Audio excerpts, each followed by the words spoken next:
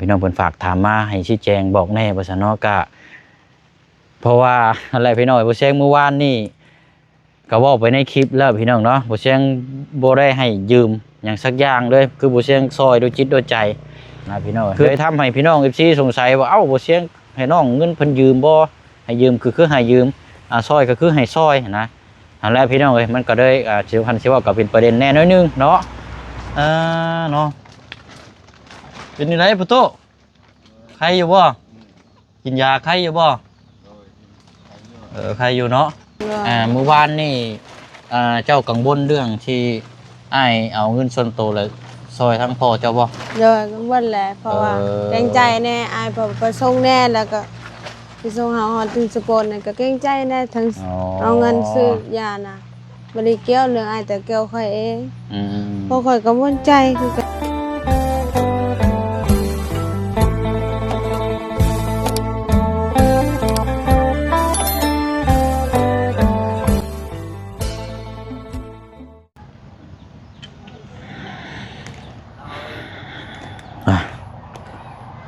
โอ้โน่ตะปูเนี่ยตายเลยนี่พี่น้องเนาะตะปูขี้เมี่ยงครับ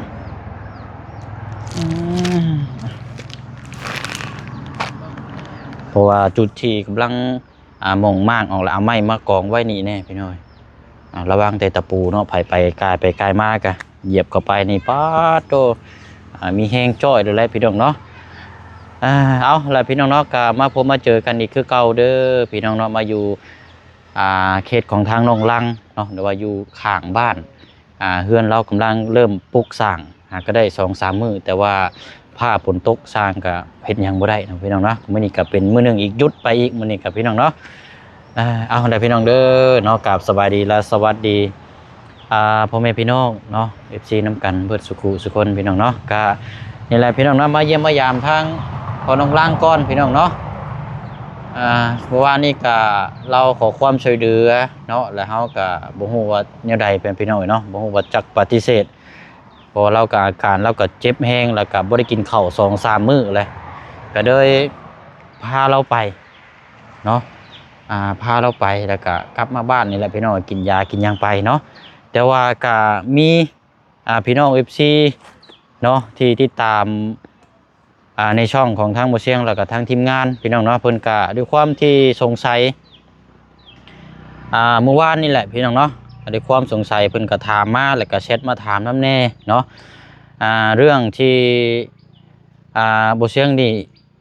ซอยสมทบค่ารักษาทางพอน้องลังเมื่อวานนี่แหละพี่น้องเนาะเพราะหลายคนกับพี่น้องก็ไปเบิ่งในช่องทีมงานทั้งลุงดวดแน่แล้วก็ทั้งบ่าวบุญคงเนาะว่านี่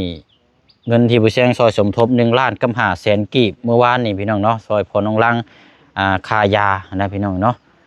ค่ายาให้เรามากินเนาะบางพี่น้องเพิ่นก็ได้ว่าเอ้าคือได้ยินว่าบ่เชียงนี่ให้น้องเพิ่นยืมบ่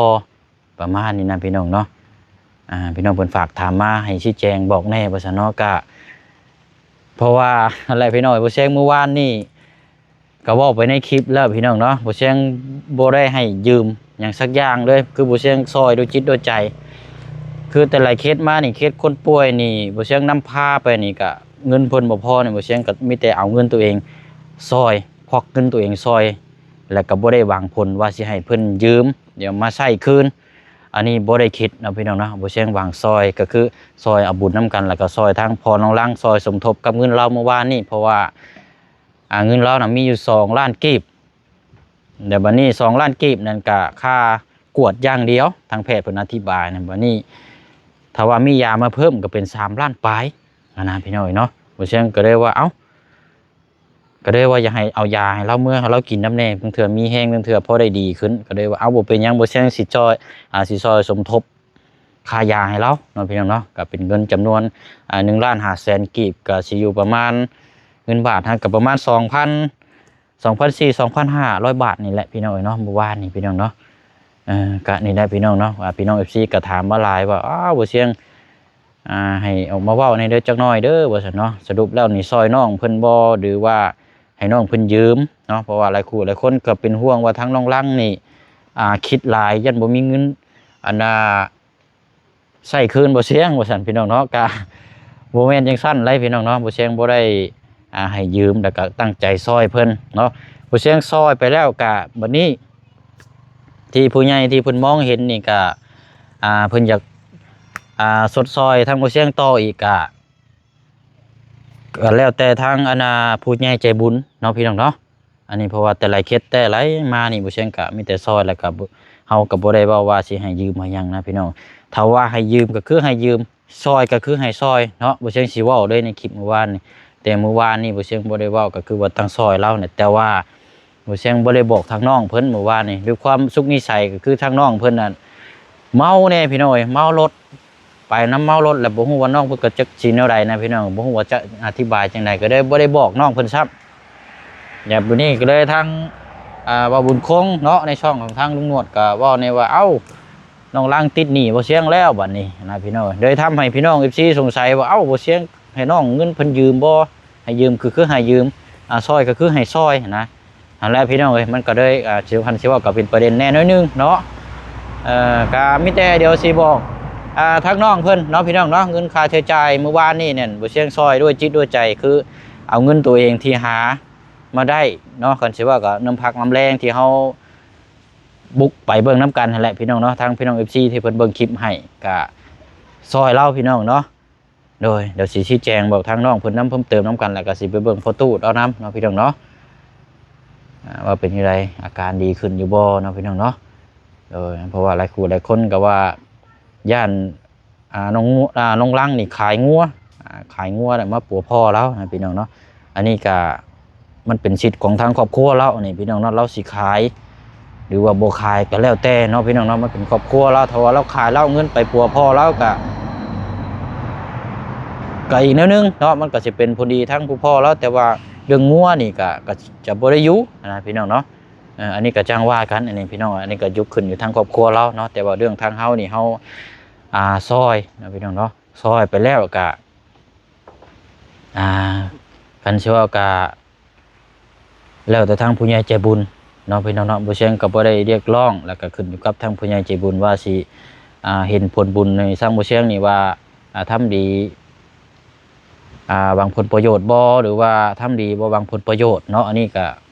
ให้ทางผู้ใหญ่เพิ่นตัดสินใจเองอันนี้นะบ่เชียงก็บ่สามารถบังคับคนใดได้นะพี่น้องเนาะพอดีว่าก็นี่แหละพี่น้องเนาะเมื่อวานนี้บ่เชียงซอยไปแล้วก็สมทบทางค่ารักษาทางน้องเพิ่นพอดีทางแม่ใจดีเนาะพี่น้องเนาะทางแม่ใจดีที่ได้สดซอยเคสของทางน้องคำดีเคสของทางน้องคำดี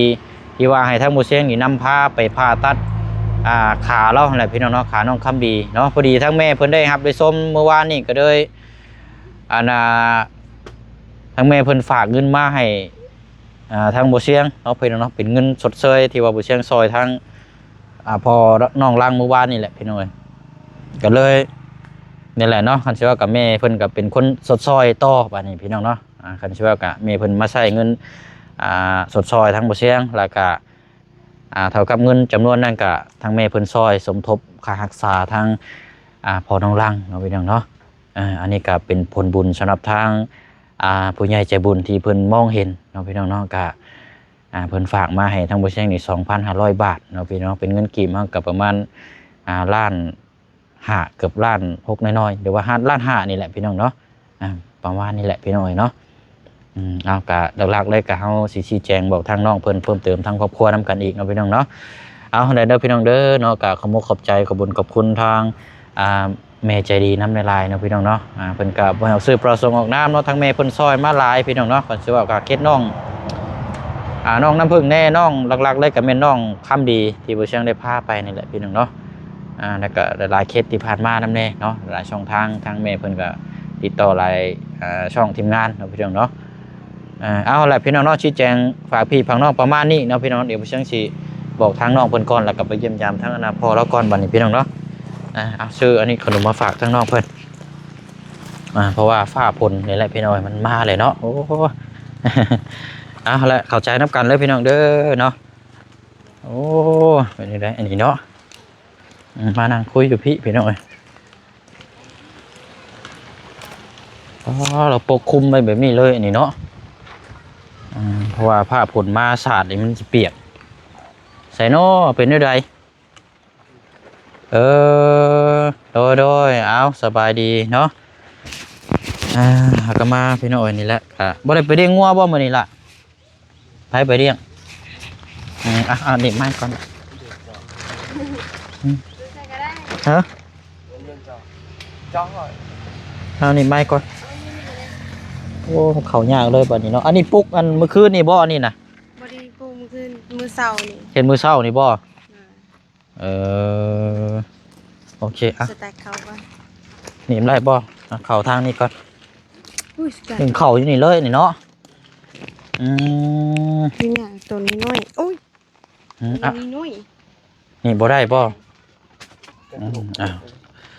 ใช้เป็นในได้ทั้งอันพ่อเจ้าใครอยู่บ่บ่น้ำลาวแหละบ่ได้ถามพ่อบ่ซะบ่อยากถามล่ะเอาแล้วบัดนี้กินแล้วบ่ยานะกินแล้วเรากินแล้วบ่ล่ะกินแต่2 โมงก็ได้หังก็ให้กินประมาณ4 โมงนะเพิ่นจะกิน2 โมงก็บ่ต้องถามกันตอนเช้ากับตอนแรงนั่นก็ว่าตอนเช้าเดี๋ยวแต่ตอนแรงเนาะแต่ว่าเพิ่นกินแล้วตอนแรกกินแล้วบ่ค่อยบ่ให้เพิ่นกินแต่เพิ่นอยากกินนี่พี่น้องไอ้ซองมังกรเนาะเรานอนเนาะ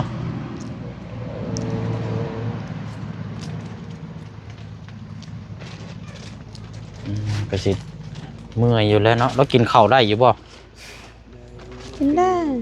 ข้าวต้มกินข้าวต้มค่ะอยู่โอ้ยกินข้าวน้ำแล้วพอมีแห้งแน่เนาะอันนี้ทางอาทิแล้วอันแรงโอ้ยเนาะเบิ่งก็ได้ขอตั้งกล้องก่อนหมุนมาพี่ก่อนเก็บอันนี้ให้ละเอาติ๊กเข่าไปนะโอ้ใจอยู่โอเคนะเบิ่งก่อนยันไปจ้าหวดก็คือใหม่แท้น่ะเนาะผมมีอีกบ่อนใหม่นะ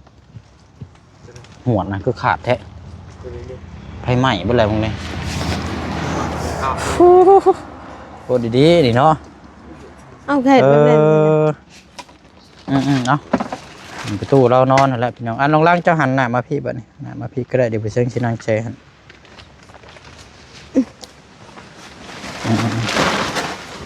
อะไรกันโอ้ลมง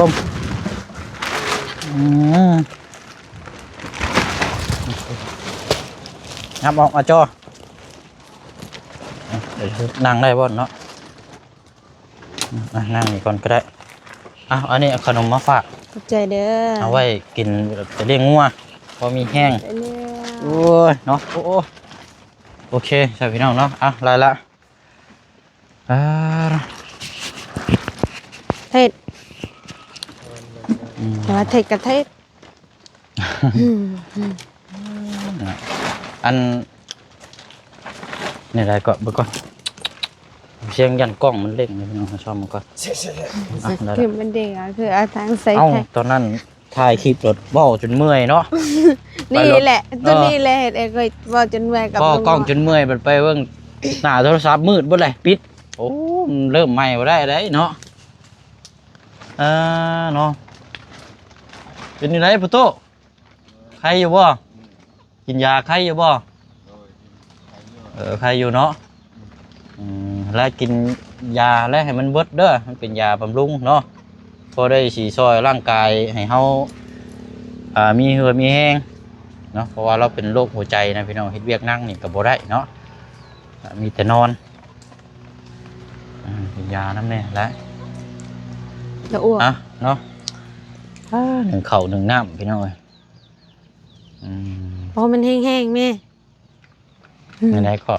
เป่ามันแห้งๆเป่าให้มันแห้งๆไปมันได้เอาเป็นนี่ได้คือเป่าให้มันแห้งให้ไปมันลุกไอ้คันเป่าบ่แห้งไผบ่ลุกมันสิบ่สุกเนาะโอเคเอาซะเนาะอันน่ะน้องรังเด้อเดี๋ยวอ้ายสิอันน่ะอธิบายแจ้งในคลิปนี่เด้อเมื่อวานนี่เจ้ากังวลเรื่องที่ อ้ายเอาเงินส่วนตัวเลยซอยทั้งพ่อเจ้าบ่ โดยก็วันแหละเพราะว่าเกรงใจแน่อายพอไปส่งแน่แล้วก็ไปส่งเฮาฮอดถึงสกลน่ะก็เกรงใจแน่ทั้งเอาเงินซื้อยาน่ะบ่ได้เกี่ยวเรื่องอายแต่เกี่ยวค่อยเอง อืม เพราะค่อยกังวลใจคือกัน กังวลใจนี่คือนักใจนี่คือตัวที่ ให้ใส่แรงอันนั้นน่ะลืมยา ค่าใช้จ่ายนี่บ่ โดยลืม เออ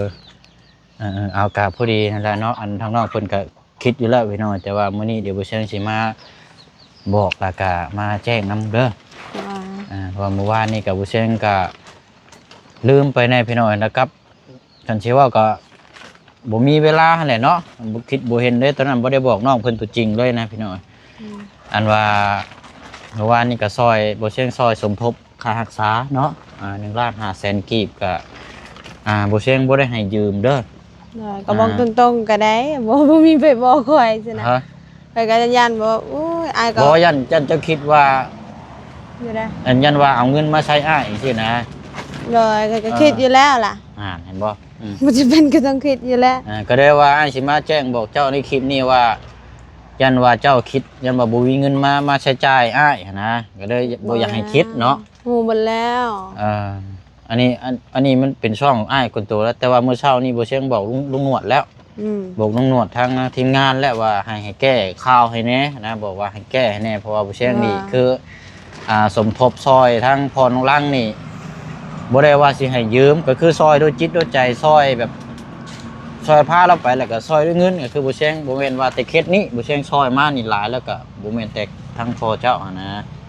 บ่แม่นว่าให้ยืมนะยันว่าเข้าใจผิดนะก็ดีแล้วเข้าใจเนาะ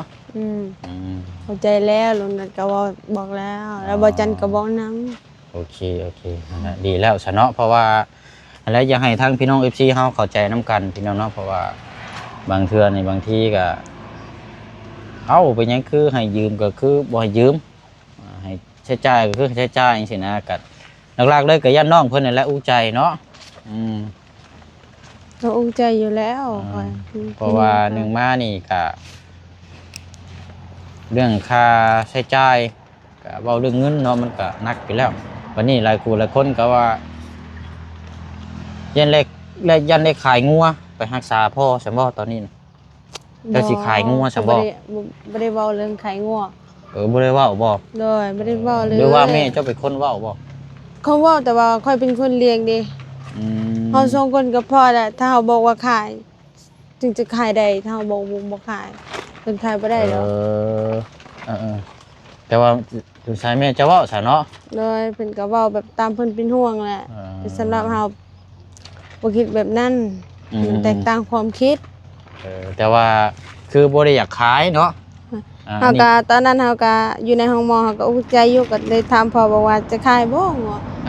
เฮา2ต่อ2แล้วสุนจามาจ่ายเงินนะเฮา2ต่อ2ว่าเพิ่นว่าบ่ต้องขายก็ได้ให้จุมเจ้าเลี้ยงมันตายก็ตายเพิ่นอันนี้ก็เว้าเรื่อง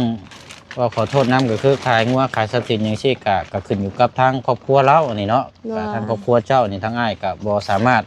สิไปบอกว่าโอ้ต้องขายมาปัวเราจังซี่ชุมอ้ายบ่มีสิทธิ์ได้อันนี้เด้อหรือว่าเอาไว้บ่ยกเนาะหรือว่าเอาไว้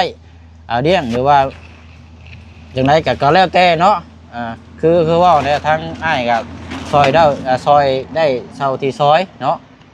แต่ว่าเรื่องทางครอบครัวจังซี่นี่เฮาบ่สามารถพี่น้องถ้าว่าขายแท้ๆก็ถ้าว่าอยากขายก็จังว่ากันเผื่อมีทางผู้ใหญ่เพิ่นซื้องัวไว้แล้วก็สิซอยเจ้าอีกก็เป็นไปได้เนาะอันนี้ก็จังว่ากันนะว่าสมมุติสิซื้อเนาะอะไรเนาะเอาเรื่องตัวที่แล้วน่ะเข้าใจแล้วเนาะโอเคแล้วเนาะเข้าใจแล้วโอเคเอาใส่พี่น้องเลยแล้วว่าที่เข้าใจน้ำกันเนาะแล้วก็คืออันนี้แหละพี่น้อยบ่เชียงซอยเจ้าเมื่อวานนี้เนาะซอยสมทบ1,500,000 กีบวันนี้ทางเมย์อยู่ต่างประเทศทางฝั่งไทยเนี่ยเพิ่นฝากเงินมาให้บ่เชียงนี่มาใช้นั่นสิว่าก็มาให้บ่เชียงแทนแล้ววันนี้เงินทางแม่เพิ่นน่ะเท่ากับเพิ่นซอยสมทบค่ารักษาพ่อเจ้าบ่หลายเด้อ โดย มันจะหมุนเวียนกันเท่ากับแม่ใจดีนี่เป็นคนซอยเจ้าได้บัด โดย เจ้าเข้าใจปะ เข้าใจแล้วขึ้นยาก เออ คอยปวดหัว แม่นตอนแรกๆนั่นทั้งบ่เชียงนั่นสมทบซอยวันนี้แม่เพิ่นได้รับได้ชมว่าเพิ่นว่าบ่อยากให้เจ้านั้นคิดหนักเรื่องเงินแม่เพิ่นก็ได้ฝากมาให้ทั้งบ่เชียงนี่กันสิว่าก็มาใช้แทนนั่นแหละเนาะซอยทั้งบ่เชียงนํก็เลยเท่ากับเงินทั้งแม่เพิ่นนี่ซอยทั้งแม่ทั้งพ่อเจ้าให้เด้อประมาณนี้แหละเนาะพี่น้องเอ้ยเข้าใจนํกันนั่น เพื่ แห อ ละ การลุงหนวดบอกหมดแล้ว อืม เกิดฝันไปลุงหนวดหมดแล้ว โดยบอกอยู่แต่ว่าอันกับมันเป็นเรื่องหนึงอันนี้ก็คือสรุปได้ง่ายๆแล้วก็คือทั้งแม่ใจดีอยู่ต่างประเทศเนี่ยเพิ่นซอยสมทบค่าพ่อเจ้าเด้อต่อ1,500,000 กีบเนาะประมาณนี้พี่น้องเอ้ยวันนี้สร้างก็ยังบ่มาอยู่ทางเฮือนกันเนาะ ไปยันเดินลม ระวังแต่งัวเด้อนี่เด้อคันว่างัวมาเนี่ยอันยันว่ามันไปหาไม้จ่ายไม้หยังน่ะมันสิ ค ลุก นก็คือการแหละบางคนก็ดื้อนะก็ยกไหนยก เพราะว่าน็อตยังบ่ทันได้จับจ้ำเฮาเผื่อไว้แล้วงัวมันมาหามาหยังรถมันหลุดไปข้างใดข้างหนึงนั่นว้าเรียบร้อยโดดได้ฮะอันเสามันใหญ่ช่ำภาษาจ่ายอันชื่อมันว้าวหรอกมีแต่ระวังงัวแล้วแบบมันมาต่ำมาหยังเนาะโอ๊ตเอาอีเบิ้นคันว่าฝนบ่ตกก็สร้างเพิ่นก็สิได้มาเฮ็ดแล้วเนาะมาเจาะแล้วก็จับน็อตไว้ก่อนเพื่อความปลอด ตก ภัย แหละมืออื่น ตกบ่ โต๊ะ ตกอีไร โต๊ะไปโหอยู่แล้ว ร้อยสะบัดยินได้นี่เนาะฝนบ่ตกตลอดลำบากเลยพี่น้องเอ้ยเนาะแล้วยาก็เอาให้เรากินจนเบิดพุ่นแหละเด้อหลวงพ่อเจ้าก็ เขาบอกบ่ได้แล้วฉันบ่ฟังแล้วมือน้ำเนา กินเช้าแรง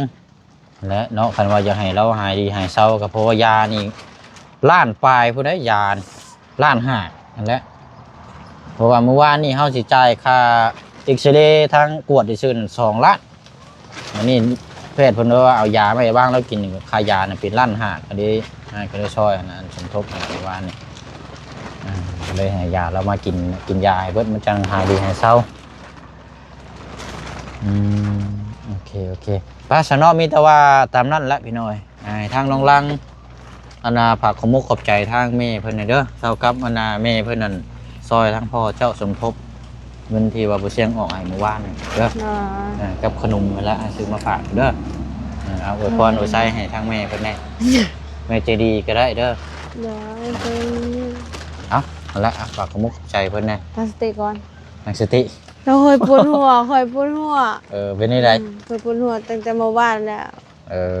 จะนอนมื้อนี้ก็ยังปวดอยู่ก็อยากอ้วก ไหวบ่เนาะบ้านนี้เฮือนก็ปุ๊กเด้อเนาะเป็นน้ำพี่น้ำคลองบ่จักดอกใช่ เคยนะ จะไปจ้ำมาแล้วบ่ จำได้แหละ เอาจ้ำฮีดจ้ำหยังแล้วจ้ำหมูจ้ำไก่หยังแล้ว โมกันแต่ว่าเคยปวดแห้งมาแน่ก็บ่ไหวแล้ เรียน ว ว่าอย่างว่าผู้เพื่อนชานหรือบ่จ้ำบอกว่าเป็นหันเป็นนี่มาได้ จำแล้ว จ้ำแล้วบ่ จำตัวไกลจ้ำไก่เนาะโอเคเอาละเนาะให้เพิ่นไว้พรให้พ่อแม่เพิ่นน่ะเด้อ โดย เอาลงมือหั่นละฝากขอบใจเพิ่นแน่ ขอบใจเด้อแม่พี่ใหญ่ใจดีที่ใส่ซื้อยาให้พ่อก่อย โดย ขอให้แม่อยู่ดีมีแห้งกอดจนยืนขอให้พูดนะ สุขภาพร่างกายแข็งแรง ขอให้สุขภาพร่างกายแข็งแรง โดยพร้อมครอบครัวเด้อ ครอบครัวเด้อ สาธุเนาะอะไรพี่น้อย ขอไปแล้วมันนี้จะหลอดจะบ่หลอดคือกันน่ะ จากนั้นสิบ่ได้ใช้น้ำเกลือสะโลมสะบรบันนี่ บ่ใจค่อยว่าสิเกลือน้ำสโลมสิน่ะแล้วก็ไปจานค่อยแล้ว เอายันว่าบ่ไหวเนาะจังได๋บ่ใส่อกซีอัดวีบ่ บ่อยู่บ่ฮอดดอกก็ว่าบ่รู้ว่าสิซื้อบ่ว่าตอนนั้นก็ยังบ่หายอยู่ เจ้าบ่ได้มีอันสุขภาพอันนี้บ่ ทำได้ได้ แบบโรคประจำตัว บ่ บ่ได้มีเนาะ แต่ว่าเป็นมันมีตลอดอยู่แล้ว โอเคเอาส แต่ วัส ก็ ดี ว่า แล้วเนาะ บ่ออก เอาสตามนั่นเด้อน้องเด้อให้ไปเวียกก่อนเด้อเอาสบายดี สบายดีเด้อ โอ้ยเอาละชี้แจงพูดคุยน้ำกันเนาะพี่น้องเนาะสรุปแล้วก็มีแต่เรื่องราวดีๆทั้งผู้ให้แล้วก็ทั้งผู้รับเนาะเด้อล่ะเด้อโอ้ย น้าปวดหัว โคตรดีๆนี่เนาะ เออไปเอาละเนาะก็พูดคุยบอกทางน้องเพิ่นแต่ว่ามื้อเช้านี่ทีมงานก็ชี้แจงบอกแล้วพี่น้องเอ้ยชี้แจงบอกเรียบร้อยแล้วเนาะเพิ่มเติมก็บ่อยากให้น้องเพิ่นคิดหลายนะพี่น้องเนาะเพราะว่าเฮาซอยก็ซอยด้วยจิตด้วยใจเนาะบ่ได้หวังตอบผลหยังหรอกพี่น้องเนาะแต่ว่าผลสิกลับมาเร็วหรือช้านี่ก็อันนี้ก็ผู้เชี่ยวก็ขึ้นอยู่กับผู้เบิ่งผู้ชมหรือว่าขึ้นอยู่กับบุญวาสนาเนาะแต่ว่าผู้เชี่ยวซอยเพิ่นล่ะก็พอดีทั้งแม่เพิ่นก็ฝากมาให้ทางผู้เชี่ยวนะพี่น้องเนาะค่าใช้จ่ายอะไรพี่น้อยเนาะแม่เพิ่นว่าบ่อยากให้ทางน้องลางคิดหลายว่าซั่นอะไรพี่น้อยเนาะยันบ่น้องเพิ่นเข้าใจผิดนั่นแหละเมื่อวานนี้ผู้เชี่ยวก็บ่ได้บอกน้องเพิ่นแน่ฟ้าวแน่อะไรพี่น้อยฝนก็ตกแน่เนาะกับน้องเพิ่นก็บ่สบายแน่ตอนนี้ก็ยังเป็นมึนชึงๆอยู่บ่ซั่นเอาละเนาะจังไดก็ขอมกขอบใจขอบคุณขอบคุณทางแม่น้ำหลายๆเด้อเนาะแล้วก็ทาง FC ปอลุงอึกน้ำกันเบิดสุขุสุคนเนาะพี่น้องเนาะอันใดผิดอันใดถูกก็ให้คำอธิบายบอกน้ำกันเนาะพี่น้องเนาะเนี่ยพี่น้องเนาะบ๊ายบายเด้อพี่น้องเด้อเนาะสุขทางกายสบายทั้งใจทั้งผู้ให้แล้วก็ทั้งผู้รับผู้เบิ่งผู้แย่งผู้ชมเนาะพี่น้องเนาะเริ่มต้นได้กับเข้าใจผิดนั่นแหละพี่น้องเนาะเพราะว่าคนที่ถามคนที่เว้าในเพิ่นก็บ่ได้ถามบ่เสียงก่อนประมาณนี้แหละพี่น้องเนาะบ๊ายบายพี่น้อง